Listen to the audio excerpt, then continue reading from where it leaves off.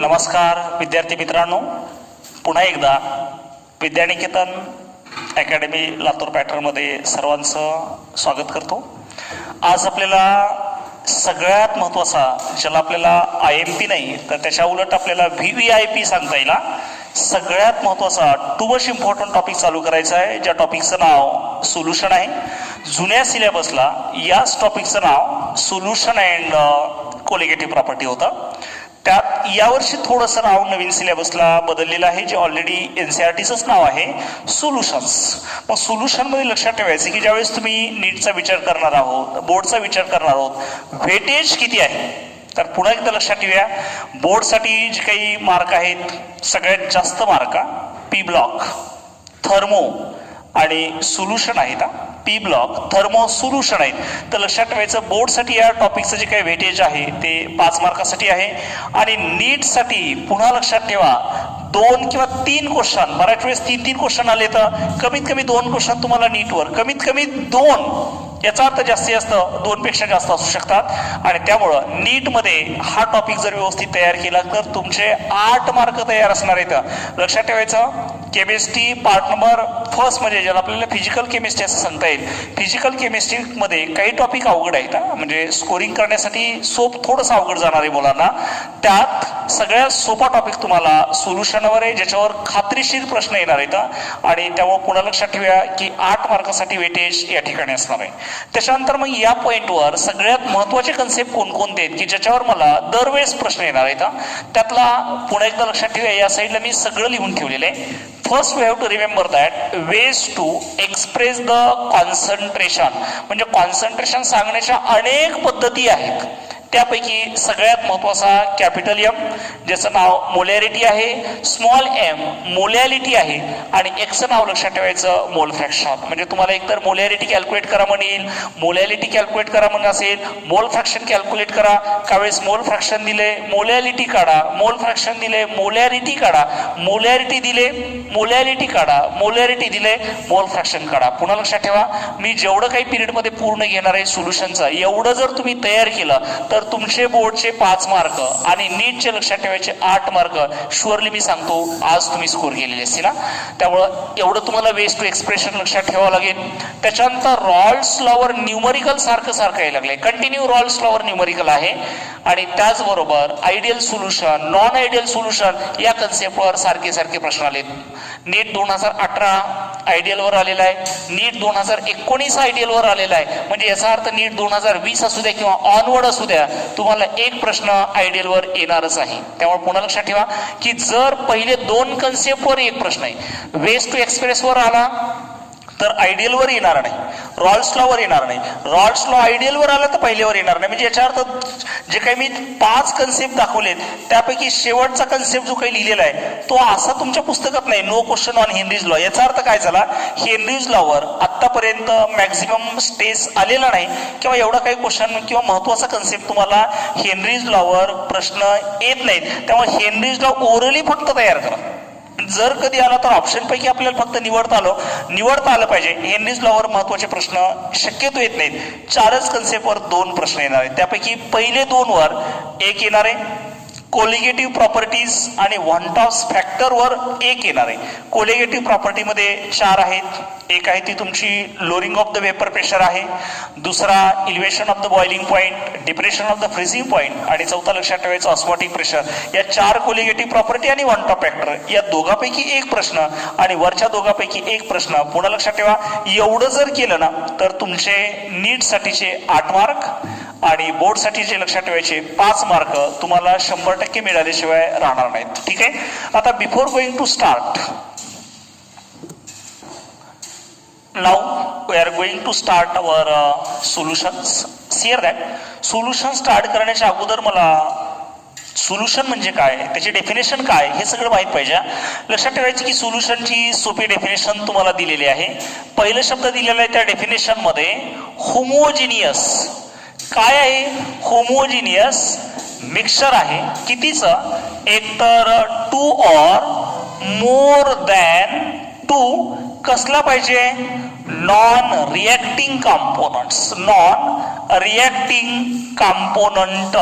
पुन्हा लक्षात ठेवूया, what is the solution. Solution मध्ये काय काय लिहिलंय, होमोजिनियस. या होमोजिनियसचा अर्थ लक्षात ठेवायचा की सोल्युशन मध्ये होमोजिनियस म्हणजे काय, एकजिनसी म्हणजे दोन किंवा दोन पेक्षा जास्त पदार्थ एकत्र जर मिसळले ना तर दोन वेगळे दिसणार नाहीत, दोघांचा एकजीव झालेला असेल, होमोजिनियस आहे. काय सांगितलं एकदा वाचा पुढं, होमोजिनियसच्या पुढे शब्द आलेला आहे काय, मिक्सचर. तुम्ही आतापर्यंत काय काय पाहिलं होतं, एक एलिमेंट पाहिलाय, दुसरा कंपाऊंड पाहिलाय, त्याच्यानंतर मिक्सचर पाहिलेला आहे. तर मिक्सचर म्हणजे काय की कंपाऊंड नाही, दोघं एकत्र फक्त मिसळलेले आहेत. आणि किती पाहिजे सोल्युशन तयार करायला, कमीत कमी दोन किंवा जास्तीत जास्त मोर दॅन टू असले पाहिजे, एकतर दोन किंवा दोन पेक्षा जास्त असले पाहिजे. आणि त्याच्या पुढे एक शब्द मी लिहिलेला आहे, कसले कॉम्पोनंट किंवा घटक पदार्थ. कॉम्पोनंटचा अर्थ लक्षात ठेवायचा, घटक पदार्थ आहेत. आणि कसले घटक पदार्थ लक्षात ठेवूया आपण, नॉन रिॲक्टिव्ह. त्यामुळे पुन्हा लक्षात ठेवूया, what is the solution. Solution हे होमोजिनियस मिक्सचर आहे.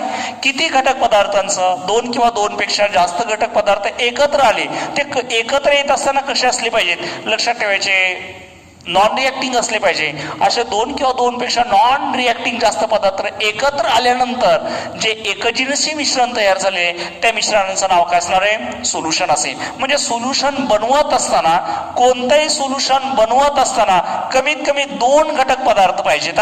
त्यापैकी एक घटक पदार्थ आहे त्याचं नाव लक्षात ठेवायचं सोल्यूट असतो. आणि दुसरा जो काही घटक पदार्थ तुम्ही घेतलेला आहे that is called as a solvent असला पाहिजे. म्हणजे कॉम्पोनंट मध्ये जे काही दोन किंवा कमीत कमी दोन, कमीत कमी दोन आहेत, जास्तीत जास्त दोन पेक्षा जास्त असेल तरी चालेल. आणि कमीत कमी जे काही दोन आहेत त्यापैकी एकाचं नाव लक्षात ठेवायचं सोल्यूट असेल आणि दुसऱ्याचं नाव सॉल्व्हंट असलं पाहिजे.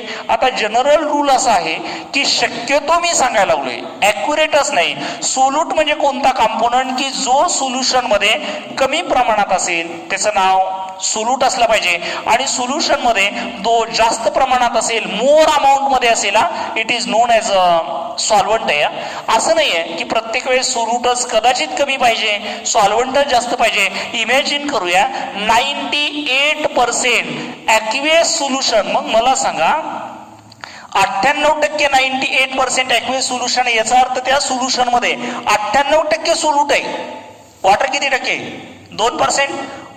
पण सोल्युशन बनवत असताना सोल्यूट सॉल्व्हंट मध्ये टाकलेला आहे, याचा अर्थ 98% व्हॅल्यू जास्त आहे तरी सुद्धा तो सोल्यूट घेतलेला आहे आणि 2% तो व्हॅल्यू सॉल्व्हंट आहे कमी असताना सुद्धा घेतलेला आहे. याचा अर्थ असं नाही किंवा सोल्यूट प्रत्येक वेळेस काय पाहिजे, कमी पाहिजे, सॉल्व्हंट जास्त पाहिजे, असं काहीच नाही. एक जनरल रूल आहे किंवा सोल्यूट घेतल्यानंतर आपण शक्यतो काय करत असतो, घेत असताना मॅक्झिमम ठिकाणी लेस अमाऊंट आणि सॉल्व्हंट म्हणल्यानंतर लक्षात ठेवायचं काय असलं पाहिजे, मोर अमाऊंट. त्याच्या पुढे लक्षात ठेवा, सोल्युशन बनवत असताना अगोदर सॉल्व्हंट का अगोदर सोल्यूट. समजा तुम्हाला एक सोल्युशन बनवायचंय, कोणतं सोल्युशन बनवणार आहेत तुम्ही, सोल्युशन बनवणार आहेत शुगर प्लस वॉटरचं. इमॅजिन करूया, अगोदर वॉटर मध्ये शुगर टाकली, काही शुगर मध्ये वॉटर टाकले, काही फरक पडणार आहे का, नाही. पण बराच फरक पडायला लागतो. चहा जर बनवायला लागली तर चहा बनवत असताना शुगर प्लस मिल्क आहे प्लस हीट द्यावं लागेल ना. मग असा चहा जर बनवत असाल तर अगोदर स्टोअर काय ठेवलेले, पातेले ठेवले, त्यात साखर टाकली, पत्ती टाकली, पुन्हा पाणी टाकले. आणि दुसऱ्या मेथडमध्ये पाण्यात साखर पत्ती टाकली. चहा व्हायची मेथड मला वाटतं दुसरी चांगली असेल. पहिली जर चहा तयार झाला, साखर पत्ती आहे, वास येईपर्यंत करपल्यापर्यंत काय करायचंय, त्याला स्टिअर करायचं, नंतर पाणी टाकायचंय, त्यावेळेस चहा तयार होणार नाही व्यवस्थित. आणि त्यामुळे पुन्हा एक लक्षात ठेवा, सोल्यूट आणि सॉल्व्हंट दोघांपैकी सोल्युशन ज्यावेळेस बनवणार आहेत त्यावेळेस सॉल्व्हंट पहिल्यांदा आणि नंतर सोल्यूट घ्यावं लागेल. बऱ्याच वेळेस किंवा मॅक्झिमम ठिकाणी आपल्याला सोल्युशन बनवत असताना वॉटरमध्ये बनवता, अशा सोल्युशनचं नाव माहिती काय असते, it is non as a aqueous solution आहे. आणि पाण्यात सोडून जर सोल्युशन बनवत असाल तर it is non as a non aqueous solution. म्हणजे याचा अर्थ लक्षात ठेवायचा की दोन पद्धतीचे सोल्युशन असतात. जे वॉटर सॉल्व्हंट म्हणून वापरत असाल तर अशा सगळ्या सोल्युशनचं नाव ॲक्वेस असेल. आणि वॉटर सोडून सॉल्व्हंट म्हणून जर वापरत असाल तर it is non as a non aqueous solution. त्याच्यानंतर आणखीन एक सोल्युशनचा प्रकार आहे. काही ठिकाणी तुम्ही एक शब्द ऐकलेला आहे, डायल्यूट सोल्युशन एक असेल आणि दुसरं लक्षात ठेवायचं कॉन्सन्ट्रेटेड सोल्युशन असेल. डायल्यूट म्हणजे काय की ज्या सोल्युशन मध्ये सोल्यूटचं प्रमाण नगण्य असेल, कमी असेल, अशा सोल्युशनचं नाव डायल्यूट असेल. आणि त्याच्या उलट ज्या सोल्युशनमध्ये काय असलं पाहिजे, सोल्यूटचं प्रमाण बऱ्यापैकी असणार आहे, अशा सोल्युशनचं नाव लक्षात ठेवायचं. काय असलं पाहिजे, कॉन्सन्ट्रेशन. म्हणजे मी आता सॉल्व्हंटवर आधारित 2 प्रकार सांगितले. कोणकोणते, ॲक्वियस, नॉन ॲक्वियस. सोपं आहे. वॉटरमध्ये बनवलं की ॲक्वियस, वॉटर सोडून बनवलं असेल तर नॉन ॲक्वियस. आणि त्याच्याशिवाय सोल्यूटचं प्रमाण किती आहे तर लक्षात ठेवायचं, सोल्यूट जर कमी असेल तर त्यावेळेस सोल्युशनचं नाव काय असलं पाहिजे, डायल्यूट. नाहीतर काही जण बायोवाले काय करतील, याला दिल वाचतील. दिल सोल्युशन नसते, बायोलॉजीमध्ये दिल असते. दिल म्हणजे कोण माहितीये, मेडुला ऑब्लॉंगेटा. दिल म्हणजे तुमचा मेडुला ऑब्लॉंगेटा आहेत. मेडुला ऑब्लॉंगेटावर सगळ्या तुमच्या प्रॉपर्टी म्हणजे काही लिव्हिंग थिंग्स चालू आहेत त्या सगळ्या येतात. दिलचा अर्थ इथं दिल नाही तर लक्षात ठेवा, दिलच्या पुढे एक टिंब दिला आहे, याचा अर्थ सोल्युशन कोणतं आहे, डायल्यूट आहे. ज्या सोल्युशनमध्ये सोल्यूटचं प्रमाण अतिशय कमी असणार आहे आणि ज्या सोल्युशनमध्ये काय असलं पाहिजे, कॉन्सन्ट्रेटेड, ज्याला मराठीत तुम्ही सहज असं सांगता, ज्यामध्ये सोल्यूटचं प्रमाण बऱ्यापैकी जास्त असेल, that solution is called as काय असलं पाहिजे, कॉन्सन्ट्रेटेड सोल्युशन असलं पाहिजे. Now next point we have to start. आता आपण पाहायला लागलोत की सोल्युशनचे 2 पद्धतीने मी क्लासिफिकेशन केलेलं आहे. एक आहे ॲक्वियस, दुसरा नॉन ॲक्वियस. आता तुम्ही सांगायला लागलेत, एखादं सोल्युशन जर पाण्यात बनवत असाल तर अशा सोल्युशनचं नाव ॲक्वियस आहे, आणि पाणी सोडून जर सॉल्व्हंट वापरत असाल तर it is known as non aqueous आहे. याच्याशिवाय सुद्धा आता तुम्ही एक सोल्युशनचं नाव डायल्यूट सांगितले, दुसऱ्याचं नाव कॉन्सन्ट्रेटेड सांगितलेलं आहे. डायल्यूट म्हणजे काय की ज्या सोल्युशनमध्ये सोल्यूट कमी असणार आहे, आणि कॉन्सन्ट्रेटेड या शब्दाचा अर्थ लक्षात ठेवायचा आहे की ज्या सोल्युशनमध्ये काय असलं पाहिजे, सोल्यूटचं प्रमाण जास्त असलं पाहिजे. त्याच्यानंतर नेक्स्ट आपल्याला आता जे काही पुढला पॉईंट चालू करायचा आहे की ज्याच्यावर तुम्हाला क्वेश्चन येणार आहे. नीटमध्ये क्वेश्चन येणार आहे, सीईटीला 100% क्वेश्चन याच्यावर येणार आहे. बोर्डसाठी सोपा क्वेश्चन तुम्हाला विचारणार आहे. किंवा क्लासिफिकेशन ऑफ द सोल्युशन, म्हणजे याचा अर्थ काय, मी सोल्युशनचं क्लासिफिकेशन करणार आहे. कशाच्या आधारित, लक्षात ठेवायच्या स्टेट्सच्या आधारित. मग स्टेट कोणकोणते असतात, एक तर स्टेट सॉलिड असेल, कदाचित लिक्विड असेल, गॅस असेल. कुणाची स्टेट, एक तर सोल्यूटची स्टेट, किंवा कदाचित माझ्याकडे सॉल्व्हंट जर असेल तर सॉल्व्हंट कोणकोणत्या स्टेटमध्ये लक्षात ठेवायचं, सॉलिड असेल, लिक्विड असेल, गॅस असेल. मग इमॅजिन करा, सोल्यूट तुमचं सॉलिड आहे, आणखीन इकडे आलोच नाहीत आपण. सोल्यूट तुमचा सॉलिड आहे, तो कशात डिझॉल्व्ह करता येईल, कदाचित सॉलिडमध्ये डिझॉल्व्ह करता येईल, कदाचित सॉलिड लिक्विडमध्ये डिझॉल्व्ह करता येईल, कदाचित सॉलिड गॅसमध्ये डिझॉल्व्ह करता येईल. आठवे एक एक्झाम्पल, सॉलिड आणि सॉलिड एकत्र केले. लक्षात ठेवायचं, सोल्यूट सॉल्व्हंटमध्ये टाकता म्हणजे सोल्यूट कमी प्रमाणात आहे, सॉल्व्हंट जास्त असतो. सॉल्व्हंट काय सांगितलंय मी, जास्त असतो, आणि कमी कोण आहे, लक्षात ठेवायचं सोल्यूट. सोल्यूट सॉल्व्हंटमध्ये टाकलाय. सॉलिड इन सॉलिड एक्झाम्पल तुम्हाला विचारलं, किंवा what is the example of solid in solid, किंवा brass is an example, bronze is an example of solid in solid. 2 alloy करण्यासाठी, कोणत्याही मेटलचा अलॉय तयार करण्यासाठी 2 किंवा 2 पेक्षा जास्त मेटल तुम्ही एकत्र करणार आहोत ना, त्यावेळेस सॉलिड इन सॉलिडचं एक्झाम्पल होईल. सॉलिड इन लिक्विड होईल का काही, एस एनी. सॉलिड डिझॉल्व्ह करायचं आहे लिक्विडमध्ये, चहा, दूध, आणखीन काय, salt dissolve in the water. C water जे काय आहे ते समुद्राचं पाणी, त्यामध्ये सॉल्ट डिझॉल्व्ह केलेलं आहे. Salt in gas, solid in gas, solid particle आहे तर गॅसमध्ये. एखादं एक्झाम्पल, एक बी आठवत नाही आठवत, तुम्ही क्रॉस पॉलिनेशन शिकलात का. क्रॉस पॉलिनेशन मध्ये काय झाले की एका फ्लावरचा अँथरवरचा पोलन ग्रेन हवेमध्ये उडत उडत उडत उडत गेलेला आहे दुसऱ्या फ्लावरच्या स्टिग्मावर. हे हवा म्हणजे काय आहे, एअर आहे ना, गॅस आहे. आणि तुमचा पोलन ग्रेन जी काय प्रवास करायला आहे तो कोणत्या स्टेटमध्ये, सॉलिड स्टेटमध्ये आहे. किंवा बऱ्याच वेळेस काय व्हायला लागते, लास्ट बेंचवर एखादा दिवस वेळ आला असेल, आपण बसलो, शिंका यायला लागतात, त्यावेळेस दुसरा कॅन्डिडेट म्हणतो नाही मला धुळीची अर्जी कुठं दिसली होती तुम्हाला देऊन. पण दुपारच्या वेळेला वगैरे आपण ज्यावेळेस सनलाईट घरामध्ये फटीतून पाहतो ना, त्यावेळेस डस्ट पार्टिकल उडालेली दिसतात. Yes, dust particle in air, example of the solid in काय असलं पाहिजे, गॅस. 3 तयार झाले. आता next, liquid in solid. Liquid आहे, हा लिक्विड आहे, सॉलिड मध्ये सॉलिड जास्त आहे, लिक्विड कमी आहे. जेलीज, जॅम्स वगैरे खातो का, चॉकलेट वेगळ्या पद्धतीचे, हा लिक्विड इन सॉलिड आहे. Liquid in liquid, milk in water काय, इन वॉटर इन मिल्क आहे, एकच आहे. आणि लिक्विड इन गॅस, लिक्विड आहे गॅसमध्ये, नाही वॉटर वेपर हवेमध्ये जे काही पाऊस पडणार आहे तो ढगामध्ये काय पाणी, लिक्विड इन गॅसमध्ये आहे. त्याच्यापुढे गॅस इन सॉलिड सांगा बरं. गॅस इन सॉलिड, गॅस आहे सॉलिड मध्ये, सॉलिड जास्त आहे आणि गॅस कमी. लक्षात ठेवायचं बऱ्याच रिडक्शन रिएक्शन मध्ये तुम्ही काय करायला लागता, ॲरोवर निकेल प्लॅटिनियम लिहिता, H2 लिहिता, याचा अर्थ तो सॉलिड जास्त आहे. निकेल किंवा प्लॅटिनियम हायड्रोजन कमी आहे. किंवा तुम्ही जे स्पंज सांगायला लागलात, पूर्ण स्पंज सॉलिड आहे आणि याच्यामध्ये गॅस पार्टिकल बसलेला आहे, गॅस इन द सॉलिड असला पाहिजे. गॅस लिक्विड मध्ये असतो का रे? तेवढे लांब जाण्याची काय गरज आहे? ऑल ॲक्वेटिक ॲनिमल जे काही सर्वाइव्ह व्हायला लागलेत, ऑक्सिजनची गरज आहे ब्रेथिंगसाठी, CO2 सोडायला लागले तर, किंवा कोल्ड्रिंक्स मध्ये काही CO2 डिझॉल्व्ह केलाय, तो गॅस इन द सॉलिड असला पाहिजे. त्याच्यानंतर गॅस इन लिक्विड झाला. आता जे काही कोल्ड्रिंकचे एक्झाम्पल, गॅस इन गॅस काय, हवा, नायट्रोजन, हायड्रोजन, ऑक्सिजन जे काही पाहिजे ते सगळे example gas in the gas. आणि त्यामुळे पुढे एकदा लक्षात ठेवूया, पर्टिक्युलरली स्टेट ऑफ सोल्यूट आणि सॉल्व्हंटवर आधारित किती पद्धतीचे सोल्युशन आहेत, तर लक्षात ठेवायचे सोल्यूट आणि सॉल्व्हंटवर आधारित एकूण किती पद्धतीचे सगळे सोल्युशन, 9 प्रकार पडतात. तर ठीक आहे, काय करूया, कॉलम मध्ये सगळं भरूया आता. चला फर्स्ट नंबर, जर तुम्ही सोल्यूट कोणता घेतला, सॉलिड घेतला आणि सॉल्व्हंट सुद्धा सॉलिडच घेतला, पुन्हा लक्षात ठेवा सॉल्व्हंट जास्त प्रमाणामध्ये असते आणि सोल्यूट काय आहे, कमी प्रमाणात आहे.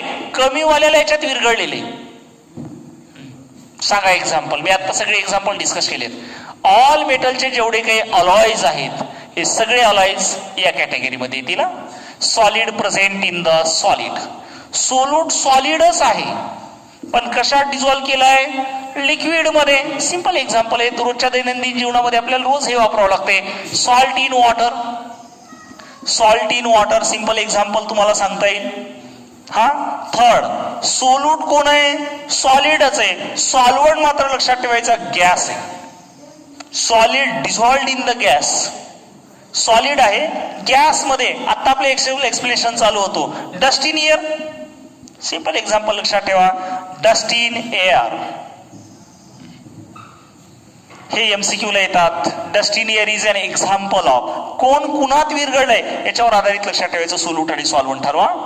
झालं का? पुढे आता सॉलिडच्या ऐवजी सोल्यूट कोण असू शकतो, सोल्यूट एक आहे तो लिक्विड आहे. दुसरा सोल्यूट पुन्हा एकदा काय असला पाहिजे, लिक्विड आहे. आणि थर्ड सोल्यूट लक्षात ठेवायचा पुन्हा एकदा काय असला पाहिजे, लिक्विड आहे.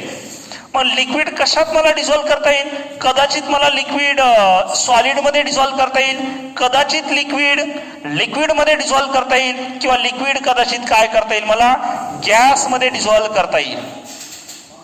चला सांगा बरं आता एक एक एक्झाम्पल मला सांगा. हा liquid dissolved in the solid, yes jellies किंवा आता जे काही तुम्ही जाम्स वगैरे सांगायला लागलो ना, या कॅटेगरीमध्ये येतील. हा लिक्विड इन लिक्विड सिंपल आहे, सगळ्यांना माहित असलेलं परिचयाचा. Milk in water, milk in water का वॉटर इन मिल्क. हा पाण्यात दूध टाकायचं का दुधात पाणी, दोन्ही बरोबर आहे. हा जुन्या काळातले जे बिचारे मिल्कमॅन होते गवडी, ते जरा इमानदार होते. काय करायचे, तुम्ही म्हणता शुद्ध दूध आणायचे नाही, त्या काळात सुद्धा आपण बऱ्याच वेळेस ते कृष्णाची सध्या मालिका चालू आहे, त्या मालिकेमध्ये काय आहे, माझ्या दुधात नाही पाणी. म्हणजे याचा अर्थ काय, जुन्या काळात मी दुधात पाणी टाकायचे, आताचे जर आणखीन मिल्कमॅन त्याच्या पुढले आहेत. नेक्स्ट व्हर्जिन मार्केटमध्ये आले, ते काय करते, पाण्यात दूध टाकते. आता कदाचित फ्युचर मध्ये आणखीन एक व्हर्जन येणार आहे ज्यात दूध आणि पाण्याचा काही संबंध नाही, आर्टिफिशियल मिल्क. पावडर बी नाही, डेक्स्टिन मिसळतात. डेक्स्टिन, डेक्स्टिन म्हणजे काय माहितीये का, आपण रद्दी पेपर घातलेत का, त्या पेपरची पावडर पाण्यात मिसळतात, दुधासारखं दिसते, दुधासारखं दिसते. काय माहिती, आपण एक खेड्यातले म्हणून आपल्याला थोडं बहुत तर माहिती आहे. सिटीमध्ये जे काही जन्मजाती काही लेकरं आहेत लहानपणापासून, ज्याने गाऊच कसली बघाय नाही, गायच माहित नाही, दूध कशी देते ती माहित नाही, त्याला काय अडचण नाही, डेक्स्टिन पावडर टाकली तरी चालते. मिल्क इन वॉटर किंवा वॉटर इन द मिल्क. आणि मला सांगा liquid dissolved in the gas, yes. हा लिक्विड आहे गॅस मधलं, water vapours in air, yes water vapours in the air किंवा moisture in the air, correct. झाला 7, 8 आणि 9 साठी. 7 मला सोल्यूट कोणता घेता येईल, गॅस, गॅस आणि गॅस असेल, गॅस कशात डिझॉल्व्ह करता येईल? कदाचित गॅस सॉलिडमध्ये डिझॉल्व्ह करता येईल, कदाचित गॅस लिक्विडमध्ये डिझॉल्व्ह करता येईल, किंवा कदाचित गॅस हा गॅसमध्ये डिझॉल्व्ह करता येईल. चला सांगा बरं, गॅस डिझॉल्व्ड इन द सॉलिड, त्यावेळेस एक्झाम्पल एकतर स्पंज सांगता येईल किंवा हायड्रोजन ऑन निकेल, पॅलेडियम वगैरे रिडक्शन केमिस्ट्रीचं एक्झाम्पल लक्षात ठेवा. गॅस इन लिक्विड, नाही वॉटर वेपर्स कसे, गॅस लिक्विड मध्ये डिझॉल्व्ह करायचं आहे. कोल्ड ड्रिंक्स मध्ये काय आहे? कोल्ड ड्रिंक्स कोणता असतो? CO2 gas, CO2 gas. आणि गॅस इन द गॅस मध्ये लक्षात ठेवायचं कोणता आहे तुमचा? एअर असेल. Gas in the gas it is equal to the air असला पाहिजे. Now too much important point, आता आपले जे काही चालू होतं ते इंट्रोडक्टरी पॉइंट आहे. त्याच्यानंतरचा सगळ्यात महत्वाचा जो काही आपल्याला कन्सेप्ट चालू करायचा आहे, ज्याच्यावर क्वेश्चन तुम्हाला येणार आहे, तर एक क्वेश्चन कंपल्सरीच आहे. आणि त्यामुळं क्लासमध्ये सगळं समजून घ्या. आणि एकदा क्लासमध्ये तुम्हाला समजलं, न्यूमरिकलची प्रॅक्टिस झाली ना, तर मला वाटतं कुठलाही क्वेश्चन अडत नाही आहे. मग ways to express the concentration, एखादा कॅन्डिडेट जर बिचारा पिरियडला कधीच बसलेला नाही आणि त्यानं जर हेडिंग वाचली ना, तर ते वेगळ्या पद्धतीने हेडिंग वाचायला लागेल. वेज या शब्दाचा अर्थ लक्षात ठेवायचा मार्ग आहे. आणि एक्सप्रेस म्हणजे हायवे. बऱ्याच ठिकाणी तुमच्या फिजिक्समध्ये बँकिंग ऑफ द रोड आहे. ज्यावेळेस आम्ही पेपर तपासायला लागतो त्यावेळेस define banking of the road. मुलं सांगतात काय? The bank along the road is called as a banking of the road, like SBI, Maharashtra state bank वगैरे. येस, काही लिहायला लागतात ना, मग त्याच पद्धतीने हे सांगायला लागतील. वेज म्हणजे मार्ग, हायवेचे जे काही मार्ग आहेत ते बिचारी भूगोलमध्ये स्टडी करतात, आपण इथे केमिस्ट्रीमध्ये स्टडी करायला, त्याच्या पुढलं वाचा. वेज म्हणजे सांगणे. एक्सप्रेस, अनेक मार्ग आहेत एक्सप्रेस म्हणजे सांगायचे आहेत. काय सांगायला लागलेत? Concentration of the solution. अनेक कॉन्सन्ट्रेशन सांगण्यासाठी वेगवेगळ्या पद्धतीचे मार्ग आहेत. आणि आपल्या 12th स्टँडर्डमध्ये फक्त 5-6 पद्धतीने जास्त तुम्हाला कॉन्सन्ट्रेशन सांगता येईल. एक आहे तो लक्षात ठेवा, पर्सेंटेज बाय मास असतो. दुसरा पर्सेंटेज बाय व्हॉल्यूम आहे. मोलॅरिटी आहे, मोलॅलिटी आहे, मोल फ्रॅक्शन आहे. आणि याच्याशिवाय सुद्धा NCERT मध्ये नॉर्मॅलिटी आहे. म्हणजे जास्तीत जास्त तुम्हाला 6 पद्धतीनं सोल्यूट जो काही डिझॉल्व्ह केलाय त्याचं प्रमाण किती आहे हे सांगणे म्हणजे कॉन्सन्ट्रेशन सांगणे. सोल्यूट सॉल्व्हंटमध्ये डिझॉल्व्ह केल्यानंतर जे सोल्युशन तयार झाले त्या सोल्युशन बनत असताना किती सोल्यूट डिझॉल्व्ह झालाय याची क्वांटिटी नेमकी किती आहे ते सांगणे म्हणजे लक्षात ठेवायचं कॉन्सन्ट्रेशन. मी आता जे काही नावं घेतले ते 6च. काय काय सांगितले तर एक percentage by mass, percentage by volume, molarity, molality, mole fraction आणि आणखीन एक NCERT मध्ये एक्सप्लेन केलेले दॅट इज युअर कोणता आहे? नॉर्मॅलिटी. तर त्यातला पहिला पार्ट टाकायचा number first, that is percentage by mass. Percentage by मास. आपण हे सगळं जे सांगायला लागलो ते फक्त आणि फक्त कॉन्सन्ट्रेशन ऑफ सोल्युशन सांगायलो. याचा अर्थ तुम्ही सगळ्या गप्पा जे मारायला लागलो ते फक्त कुणाच्या आहेत? सोल्यूटच्या आहेत. किती सोल्यूट डिझॉल्व्ह झालंय त्यांची संख्या सांगणे म्हणजे लक्षात ठेवायचं कॉन्सन्ट्रेशन. मग पर्सेंटचा अर्थ काय? पर या शब्दाचा अर्थ पर सेंट, हे 2 शब्द आहेत. सेंटचा अर्थ सेंचुरी म्हणजे 100 आणि पर म्हणजे प्रत्येकी. याचा अर्थ जर माझ्याकडे 100 ग्राम सोल्युशन असेल तर त्यामध्ये सोल्यूट किती डिझॉल्व्ह झालाय याची व्हॅल्यू सांगणे म्हणजे पर्सेंटेज सांगणे. म्हणजे पर्सेंटेज म्हणजे काय? It is the amount of, कुणाची अमाऊंट आहे? सोल्यूटची अमाऊंट आहे. ज्यावेळेस सोल्युशनचं मास किती असेल? 100 ग्राम. मग पुन्हा एकदा लक्षात ठेवूया, पर्सेंटेज बाय मास म्हणजे काय? इट इज द अमाऊंट आहे. तुम्ही सांगायला लागले ते अमाऊंट आहे. कुणाची अमाऊंट सांगायला लागले तर लक्षात ठेवायचे कुणाची आहे? सोल्यूटची अमाऊंट आहे. ज्यावेळेस सोल्युशनचा मास किती असेल? 100 ग्राम. 100 ग्राम सोल्युशन असेल तर त्यामध्ये सोल्यूटचा मास नेमकं किती आहे त्याची व्हॅल्यू सांगणे म्हणजे लक्षात ठेवायचं पर्सेंटेज बाय मास सांगणे. पर्सेंटेज बाय मास किंवा पर्सेंटेज आपल्याला पटकन काढता आलं पाहिजे. आपल्याकडे सुदैवानं किंवा दुर्दैवानं थेअरीचा पेपर फक्त 70 मार्काचा आहे. नीटचा पेपर घेतला असेल तर किती? केमिस्ट्रीमध्ये एकूण मार्क किती? तर 180 आहेत. समजा तुम्ही थेअरीमध्ये चुकून कधीतरी 70 पैकी 70 मार्क घेतले आणि तुम्हाला तुमचा जो काही आनंद आहे तो गगनात मावेना गेलाय. घरी येऊन सांगायला लागलेत, मम्मी मला 70 मार्क केमिस्ट्रीमध्ये पडलेत. मम्मी लगेच भांडायला आवडते, तुझ्यावर 12वी होईपर्यंत किती खर्च केलेला आहे, तुला 70 मार्क पडले, तुला लाज फीज वाटते का नाही? कारण मम्मीला काय माहिती बिचाऱ्याला, मम्मीला काय माहित होतं, मम्मीला 90, 92, 95, 99 मार्क माहीत गेलेत ना. 70 मार्क गलीतलं ढळलं ढ पोरग घेत नाही. आपल्या गव्हर्नमेंटने यावर्षी तर डिग्री कॉलेजची मजाच केल्यात, बिना परीक्षेची डिग्री. म्हणजे काय अवस्था आहेत, बिना परीक्षेची डिग्री. मग 70 मार्काला कोण विचारत बसेल तुम्हाला?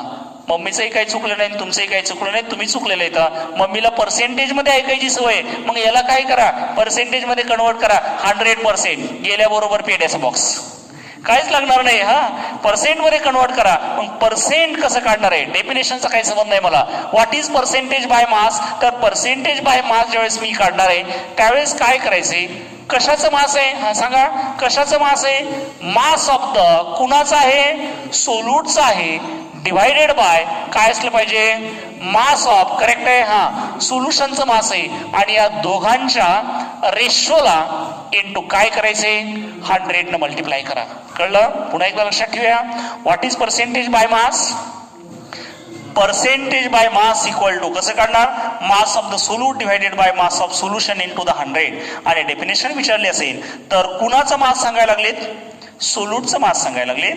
ज्यावेळेस 100 ग्राम कोण असेल, सोल्युशन असेल, 100 ग्राम सोल्युशन मध्ये किती सोल्यूट आहे त्याची व्हॅल्यू सांगणे म्हणजे लक्षात ठेवायचं काय असणार आहे, तुमचा पर्सेंटेज बाय मास असला पाहिजे. बऱ्याच वेळेस काय व्हायला लागतंय की तुम्हाला काय केलेलं आहे, मास ऑफ सोल्युशन दिलेलं नाहीये.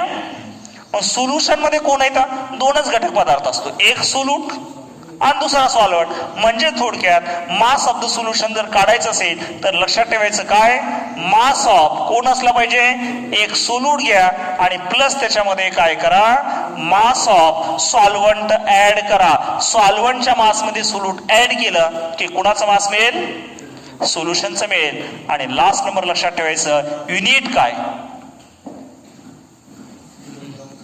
किलोग्राम पर मोल. इमॅजिन करा, वरी मास खाली मास आहे, gram divided by gram, kilogram divided by kilogram, सगळेच कॅन्सल होईल. आणि काय राहणार आहे, कुठलंच काय व्हॅल्यू राहणार नाही. याचा अर्थ नो युनिट्स. पर्सेंटेज बाय मासला कोणतंही युनिट असणार नाही. Clear cut? काय काय सांगितलंय पुन्हा एकदा लक्षात ठेवूया. फर्स्ट, पर्सेंटेज बाय मास काय सांगितली ती व्याख्या सांगा. पर्सेंटेज बाय मास म्हणजे कुणाचा मास आहे, सोल्यूटचा मास आहे. ज्यावेळेस सोल्युशन किती ग्राम असेल, 100 ग्राम सोल्युशन मध्ये सोल्यूट किती आहे त्याची व्हॅल्यू सांगणे म्हणजे लक्षात ठेवायचं आहे पर्सेंटेज बाय मास आहे. मग फॉर्म्युला काढत असताना सोप्या पद्धतीने सांगितलंय, percentage by mass equal to सोल्यूटचं मास अपॉन सोल्युशनचं मास इंटू काय करा, 100 करा. सोल्युशनचं मास जर दिलं नसेल तर सोल्यूटचं मास प्लस सॉल्व्हंटचा मास, दोघांच्या मासची बेरीज केली की मास ऑफ कोड मिळेल, सोल्युशन मिळेल. आणि लास्ट नंबर लक्षात ठेवलेला आहे तुम्ही, कुठला सांगितला सेंटेन्स शेवटचा, युनिट काय सांगितले, मास डिवायडेड बाय. जर मास असेल तर त्यावेळेस लक्षात ठेवायचं काय व्हायला लागेल, कॅन्सल व्हायला लागेल. त्याच्यानंतर याच्यासारखाच सेम कॉपी मारलेला, it is known as percentage by काय असतो, व्हॉल्यूम. मग पर्सेंटेज बाय व्हॉल्यूम मध्ये काय सांगणार मी, व्हॉल्यूम कुणाचं सांगेल, सोल्यूटचं सांगेल. कशामध्ये, 100 ग्राम मास नको ना, व्हॉल्यूम कशात मोजणार, सोल्युशनचं व्हॉल्यूम कशात मोजणार, एकतर ml मध्ये, सेंटीमीटर क्यूब मध्ये मोजणार. समजा मी ml 100 घेतला असेल तर मग मी काय सांगेल, इट इज द व्हॉल्यूम आहे. मासच्या जागेवर फक्त शब्द बदलायचा आहे. इट इज द काय आहे, व्हॉल्यूम आहे. कुणाचं व्हॉल्यूम आहे, सोल्यूटचं व्हॉल्यूम आहे. ज्यावेळेस सोल्युशनचं व्हॉल्यूम किती, 100 ml जर माझ्याकडे सोल्युशन असेल तर 100 ml सोल्युशन मध्ये किती व्हॉल्यूम आहे, सोल्यूटचं आहे, ती व्हॅल्यू सांगणे म्हणजे लक्षात ठेवायचंय पर्सेंटेज बाय व्हॉल्यूम सांगणे. म्हणजे थोडक्यात तुम्ही काय केले, ज्या जागेवर पर्सेंटेज बाय मास होतं, मासच्या जागेवर शब्द फिरवलाय. कोणता फिरवलाय, धचा मा केलाय. कुठं ऐकलंय का असलं, धचा मा, पेशव्यांच्या काळामध्ये धचा मा कोणीतरी केलता की एकदा, धरून आणा म्हणून एक ऑर्डर पेशव्यांनी दिलती. त्यात पेशव्यांच्या एका राणीनं काय केलं, थोडासा बदल केला, मारून आणा म्हणून आणलं. तसं मी इथं शब्द बदलायला लागलोय. जिथं पर्सेंटेज बाय मास आहे ना, मासच्या जागेवर शब्द बदललाय. कोणता, व्हॉल्यूम आहे. मग काय येईल फॉर्म्युला सांगा बरं, percentage by mass equal to मासच्या जागेवर सगळं व्हॉल्यूम इक्वल टू काय असलं पाहिजे, व्हॉल्यूम ऑफ द मास नाही, volume of the solute upon volume of the कोण आहे, सोल्युशन. आणि या रेशोला इंटू काय करायचंय, 100 इंटू 100. नेक्स्ट तुम्ही आता मास ऑफ सोल्युशन काढायला इथे बोर्डवर फॉर्म्युला आहे बघा एकदा बरं. काय लिहिलंय, मास ऑफ सोल्युशन बरोबर मास ऑफ सोल्यूट प्लस काय, मास ऑफ द सॉल्व्हंट आहे. मग तुम्ही फक्त मासच्या जागेवर काय बदलायला लागलेत, व्हॉल्यूम बदलायला लागलेत. मग मला दुसरं सांगता येईल की मास ऑफ कुणाचा मास, सोल्युशनचं जे काही मास आहे त्याच्याऐवजी मी बदलणार आहे काय सांगा, व्हॉल्यूम आहे. मग याच्यावर आपल्याला दुसरा एक फॉर्म्युला लगेच कंटिन्यू करता येईल ना. Therefore volume of solution equal to, चला सांगा बरं काय सांगणार, volume of solution equal to volume of कोण असतंय, सोल्यूट प्लस व्हॉल्यूम ऑफ कोण आहे, सॉल्व्हंट. पण हे चूक आहे, याच्यावर तिरपी लाईन मारा, लाईन मारा पण तिरकस लाईन मारा.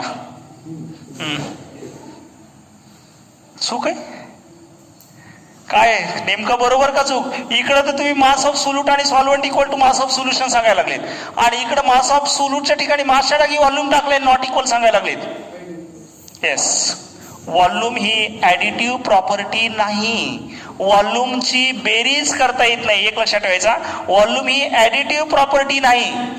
ऍडिटिव्ह प्रॉपर्टी जर नसेल तर 2 लिटर सोल्यूट अधिक 5 लिटर सॉल्व्हंट बरोबर 7 लिटर हे अपेक्षित उत्तर आहे, मास मध्ये येत आहे.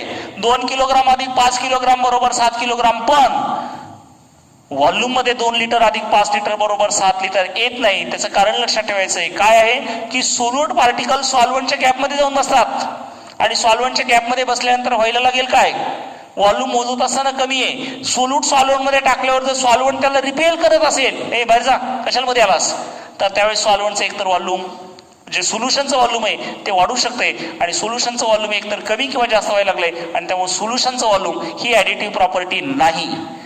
त्याच्या खाली लक्षात ठेवा, थांबा, त्याच्या खाली लक्षात ठेवा, volume of solution equal to, लगेच लक्षात ठेवा, volume of solution equal to volume of solute plus volume of solvent. Bracket मध्ये हा फॉर्म्युला फक्त आणि फक्त लागू पडेल ज्यावेळेस सोल्युशन आयडियल असेल. व्हॉल्यूम ऍडिटिव्ह नव्हती, पण आता व्हॉल्यूम ऍडिटिव्ह झालेली आहे. कधी व्हॉल्यूम ऍडिटिव्ह झाली, ज्यावेळेस सोल्युशन कोणता आहे, आयडियल. मग कशावर ओळखणार, त्याला विचारणार सोल्यूट आणि सॉल्व्हंटला, बाबा रे काय तू आयडियल आहेस का, मी बेरीज करतो. आयडियल नसतील तर मी काही बेरीज करणार नाही. मग आयडियल ओळखायला एक नोट लक्षात ठेवायचा, ज्या कंपाऊंड मध्ये सोल्यूट आणि सॉल्व्हंटचे फंक्शनल ग्रुप सारखे असेल अशा सोल्यूट आणि सॉल्व्हंटचं नाव लक्षात ठेवायचं आयडियलला. म्हणजे सोल्यूट आणि सॉल्व्हंटचे फंक्शनल ग्रुप सारखे आले की सोल्युशन आयडियल होते, त्यावेळेस व्हॉल्यूमचे तुम्हाला ऍडिशन करता येईल. पण काय सांगितलेलं आहे, पण त्याच्या पुढला ऐका, जर सोल्यूट आणि सॉल्व्हंटचा फंक्शनल ग्रुप जर सारखा येत नसेल तर सोल्युशन आणि सोल्युशनचं व्हॉल्यूम नॉट आयडियल असेल, आणि नॉन आयडियल असताना ऍडिशन इक्वल येत नाही, ऍडिशन इक्वल येत नाही. आणि लास्ट नंबर सांगा मला, युनिट काय यायला लागेल, एमएल अपॉन एमएल. युनिट लेस असेल म्हणजे पुन्हा एकदा लक्षात ठेवा, युनिट लेस क्वांटिटी. क्लिअर कट, पुन्हा लक्षात ठेवा. हा काय काय सांगितलंय मी, किती पद्धतीच्या क्वांटिटी तुम्हाला शिकायच्यात, किती शिकायच्यात, 6 शिकायच्यात. त्यापैकी आता आपण 2 घेतल्यात. एवढं सगळं कॅल्क्युलेट केल्यानंतर मी प्रॉब्लेम येतो. बऱ्याच वेळेस तुम्हाला काय विचारलं असतं, कॅल्क्युलेट पीपीएम पार्ट्स पर मिलियन काढा, कॅल्क्युलेट पीपीबी पार्ट्स पर बिलियन काढा. ठीक आहे, असू द्या, पीपीएम काढू द्या, नाही तर तुमचा पीपीबी काढू द्या. इथं तुम्ही ही जी काही व्हॅल्यू काढलेली आहे त्याला कितीनं मल्टिप्लाय केले, हा मास of solute upon mass of solution into काय केले बघा बरं, इंटू काय आहे 100 म्हणजे 10 ची पॉवर किती, 2 आहे ना. 100 ला मला 10 ची पॉवर काय असेल, 2 असेल. आता एक महत्वाची नोट लक्षात ठेवायची, जर पीपीएम तुम्हाला काढायचं आहे तर पीपीएमचा अर्थ मला सांगा, पार्ट्स पर मिलियन. पार्ट्स पर मिलियन जर काढायला लागले तर फॉर्म्युला हाच ठेवायचा, इन्स्टेड ऑफ 10⁻², किती ठेवायचा, 10च्या डोक्यावर 6 ठेवायचा बस. आणि बऱ्याच वेळेस PPB विचारलेलं असते. पाहिजे कोणाला? PPBचा अर्थ काय? पार्ट्स पर बिलियन आहे. पार्ट्स पर बिलियन काढत असाल तर 10च्या डोक्यावरचे या फॉर्म्युल्यात 2 आहे. इन्स्टेड ऑफ 10⁻⁴ किती? 9 वापरा. सगळ्यात महत्वाची नोट शेवटला दिलेली, सगळ्यात महत्वाची नोट दिलेली. काय काय सांगितलंय? जर तुम्ही काय केलंय, PPM काढायला लागले, PPM काढायला लागले किंवा PPB काढायला लागले तर PPMचा अर्थ काय सांगा? PPM म्हणजे पार्ट्स पर मिलियन आहे आणि PPB म्हणजे कोण? पार्ट्स पर बिलियन आहे. मिलियन म्हणजे 10⁻⁶. इथं जे स्क्वेअर लिहिलंय किंवा 100 आहे ना, 100च्या जागेवर PPM मध्ये 10⁻⁶ ठेवा आणि PPB काढत असताना 10⁻⁴ किती? 9 काढा. म्हणजे तुम्हाला पर्सेंटेज बाय मास विचारू द्या, पर्सेंटेज बाय व्हॉल्यूम विचारू द्या, PPM विचारू द्या, PPB विचारू द्या, both are the one and the same असला पाहिजे. Now next, molarity. लक्षात ठेवायचं, सगळ्यात सोप्या पद्धतीने आपल्याला मोलॅरिटीचे डेफिनेशन सांगता येईल. मोलॅरिटी म्हणजे काय? इट इज द, माहिती आहे कोणाला? It is the number of, काय आहेत नंबर्स? नंबर ऑफ मोल्स आहेत. पण कुणाचे नंबर ऑफ द मोल्स? तर लक्षात ठेवायचे कुणाचे येतं? Solute in per dm cube, per dm cube volume of, per dm cube volume of solution. Pass झालं. एवढ्या सोप्या पद्धतीने लक्षात ठेवा. मिनिंग काय फक्त बघा. इट इज द काय सांगितलंय? नंबर म्हणजे संख्या आहे. कशाची संख्या आहे? मोलची संख्या आहे. पण कुणाच्या मोलची? तर लक्षात ठेवायचे कुणाच्या मोलची? सोल्यूटच्या मोलची संख्या आहे. काय केलेली? पर म्हणजे प्रत्येक DM cube volume of solution मध्ये, प्रत्येक लिटर मध्ये. सगळ्यात सोपं लक्षात ठेवा, प्रत्येक लिटर मध्ये, प्रत्येक लिटर मध्ये किती number of the moles of solute dissolve केलेत त्यांची संख्या सांगणे म्हणजे लक्षात ठेवायची मोलॅरिटी सांगणे. म्हणजे मोलॅरिटी पुन्हा सांगायला लागलोय, काय सांगितली? रेशो असतो. सगळ्यात सोपं सांगतो, मोलॅरिटी रेशो आहे म्हणजे भागाकार आहे. कशाचा भागाकार आहे?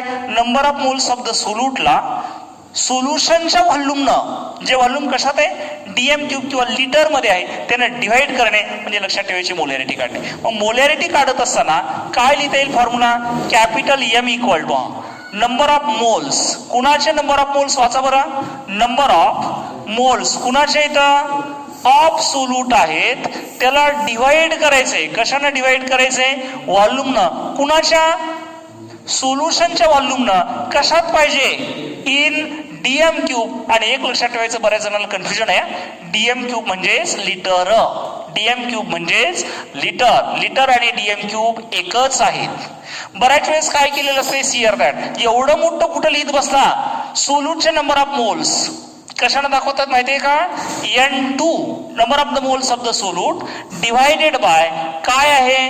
व्हॉल्यूम ऑफ सोल्युशन आहे. पण प्रत्येक वेळेस व्हॉल्यूम सोल्युशन डीएम क्यूब मध्ये असेलच असं नाही. बऱ्याच वेळेस व्हॉल्यूम कशात असेल? एक तर ml मध्ये असेल किंवा कदाचित सेंटीमीटर क्यूब मध्ये असेल. आठवते कुणाला? हा, ml. एका लिटर मध्ये किती ml किंवा सेंटीमीटर क्यूब माहिती आहेत?